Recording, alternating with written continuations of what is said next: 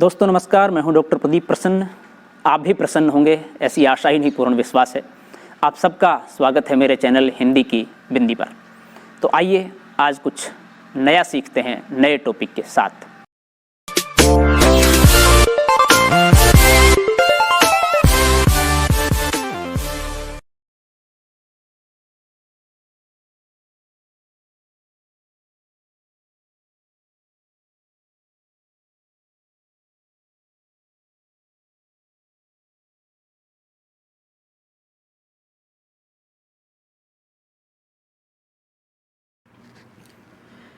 विद्यार्थियों, आज की वीडियो हम बना रहे हैं कक्षा 12 की हिंदी की पाठ्यपुस्तक अंतरा के ब्रजमोहन व्यास द्वारा लिखित पाठ कच्चा चिट्ठा के पाठ आधारित प्रश्नों के उत्तर को लेकर के। हम आपको बता दें कि कक्षा 12 की अंतरा के सभी पाठों को लेकर के हम वीडियो बना रहे हैं, और यहाँ तक कि कक्षा 12 की जो अन्य पुस्तकें हैं उनको लेकर के भी हमने सभी पाठों को लेकर के वीडियो बनाई है। यानी कि कक्षा 12 के हिंदी पाठ्यक्रम को पूर्णतः हमने कवर किया है। हमारे चैनल पर आप विजिट कर सकते हैं और प्ले लिस्ट में जाकर के कक्षा 12 जो है क्लास 12th, उसमें आप उसकी सभी वीडियो देख सकते हैं। जो वीडियो अभी नहीं बनी है वो बन रही है और समय समय पर आपके पास पहुंचती रहेगी। वीडियो स्टार्ट करने से पहले आपसे निवेदन है, यदि आपने हिंदी की बिंदी चैनल को अभी तक सब्सक्राइब नहीं किया है, बेल आइकन को नहीं दबाया है, तो उसे ज़रूर दबा लीजिए ताकि कोई वीडियो आप मिस न कर पाएँ। आइए तो शुरू करते हैं आज की वीडियो। पहला प्रश्न है, पसोवा की प्रसिद्धि का क्या कारण था और लेखक वहाँ क्यों जाना चाहता था? उत्तर है, पसोवा में जैन धर्म के तीर्थ स्थल विद्यमान थे। उसकी प्रसिद्धि में इन तीर्थ स्थलों का मुख्य हाथ था। यहाँ हर वर्ष जैन समुदाय का एक बहुत बड़ा मेला लगता था। जैन श्रद्धालु हजारों की संख्या में यहाँ आते थे। प्राचीन समय से ही इस मेले का महत्व रहा है। इसके अतिरिक्त यहाँ एक पहाड़ी थी जिसमें बुद्धदेव द्वारा रोज़ व्यायाम किया जाता था।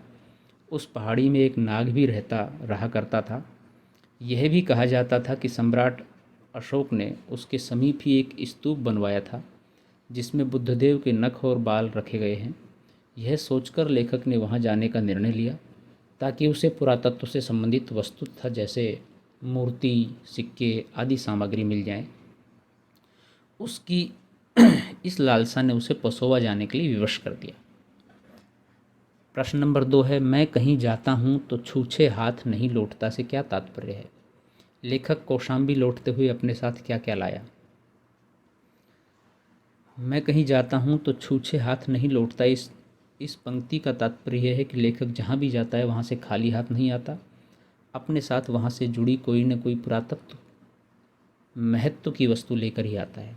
लेखक को गांव से मनके पुराने सिक्के, मृण मूर्तियाँ इत्यादि मिली।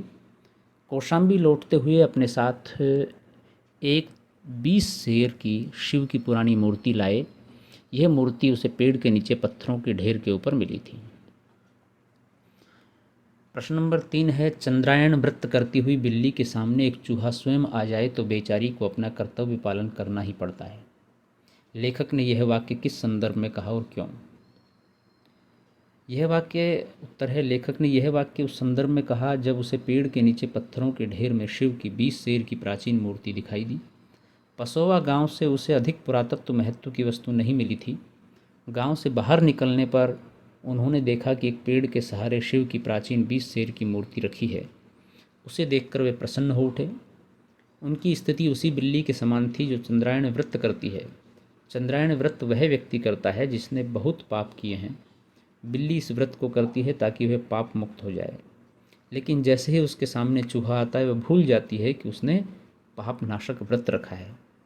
आदत से मजबूर वह व्रत भूलकर चूहे को मारकर खा जाती है, यानी कि फिर पाप करने लग जाती है। लेखक इस पंक्ति को बोलकर अपनी विवशता बताता है कि वह मूर्ति उठाकर ले जाना नहीं चाहता है, परंतु मूर्ति के पुरातत्व महत्व को जानकर मूर्ति उठा ले जाने के लिए विवश हो उठता है।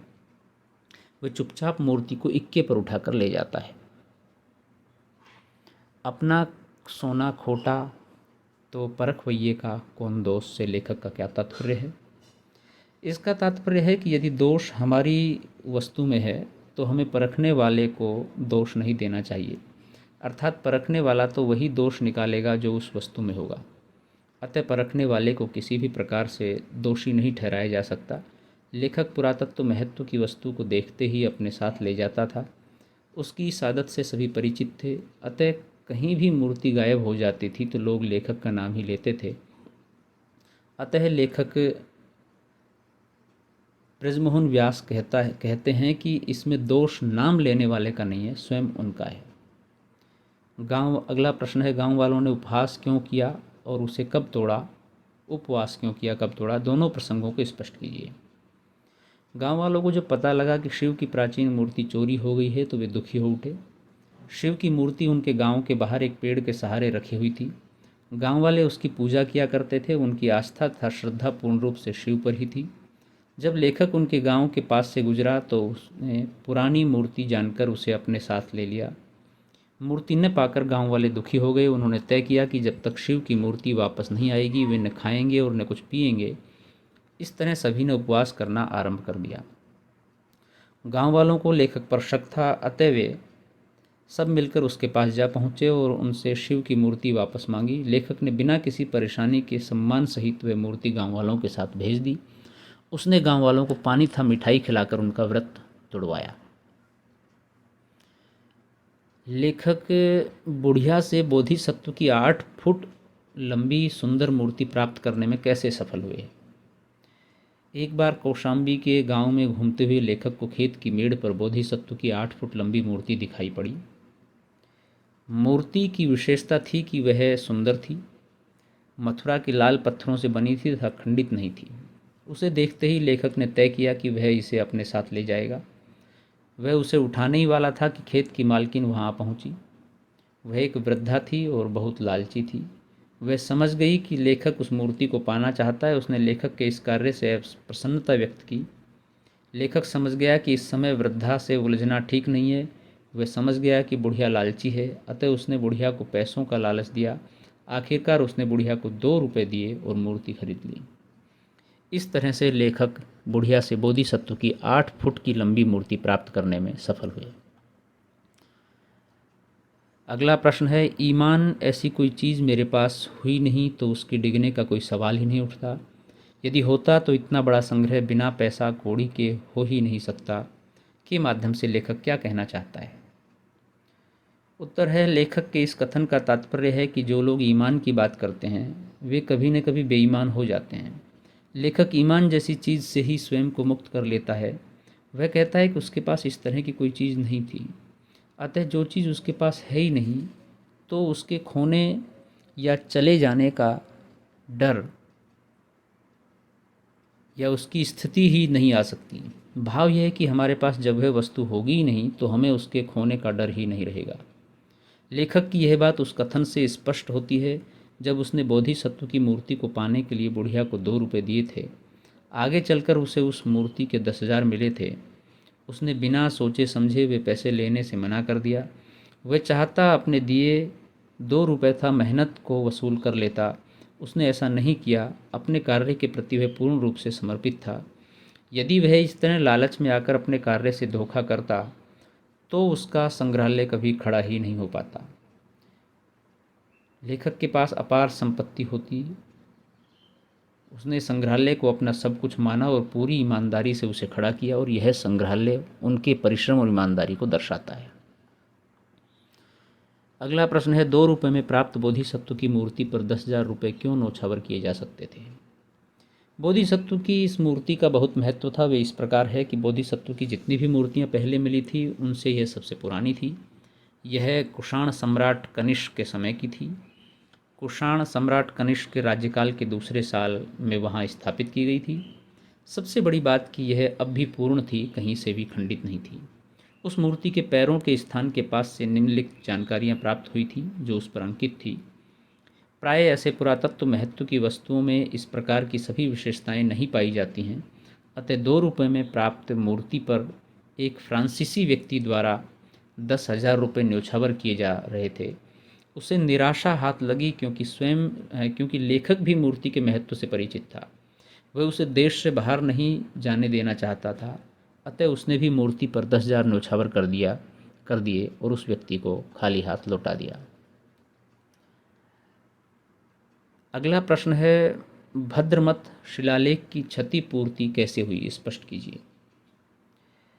उत्तर है, लेखक ने भद्रमत शिलालेख को 25 रुपये में खरीदा था। वह उसे प्रयाग संग्रहालय को देना चाहता था। इस विषय पर एक विवाद खड़ा हो गया।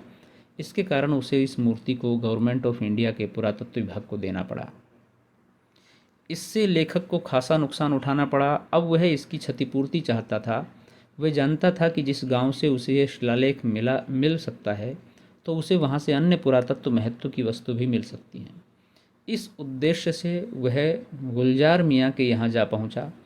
यह स्थान कौशाम्बी से 4 से 5 किलोमीटर दूरी पर था। गुलजार मियाँ के घर के ही बाहर एक कुआं था। इसके चबूतरे पर 4 खंभे थे। जब लेखक ने बंडेर पर देखा तो उस पर ब्राह्मी अक्षरों से लिखा हुआ था। लेखक के कहने पर गुलजार ने उन्हें खुदवाकर लेखक को दे दिया। इस तरह लेखक की भद्रमत के शिलालेखों की क्षतिपूर्ति हो गई। विद्यार्थियों, आज के लिए इतना ही रखते हैं क्योंकि वीडियो बहुत लंबी हो जाएगी। ये जो कच्चा चिट्ठा पाठ है ब्रजमोहन व्यास जी का लिखा हुआ, इसके प्रश्नों के शेष उत्तरों की वीडियो हम नेक्स्ट बनाएंगे, तो आप वो देख के पूरी तरह से सभी प्रश्नों के उत्तरों को समझ सकते हैं। आपने वीडियो पूरी देखी, इसके लिए आपका बहुत बहुत धन्यवाद। यदि अच्छी लगी हो तो लाइक कीजिए, शेयर कीजिए, कमेंट्स कीजिए और चैनल को सब्सक्राइब करना न भूलें। आपके मन में कोई सवाल है, कोई जिज्ञासा है, कोई प्रश्न है, तो आप कमेंट्स के माध्यम से बताइए, हम उसका निदान करने की कोशिश करेंगे। आज के लिए इतना ही। नेक्स्ट टॉपिक के साथ नेक्स्ट वीडियो में फिर मिलते हैं। तब तक के लिए शुक्रिया, नमस्कार।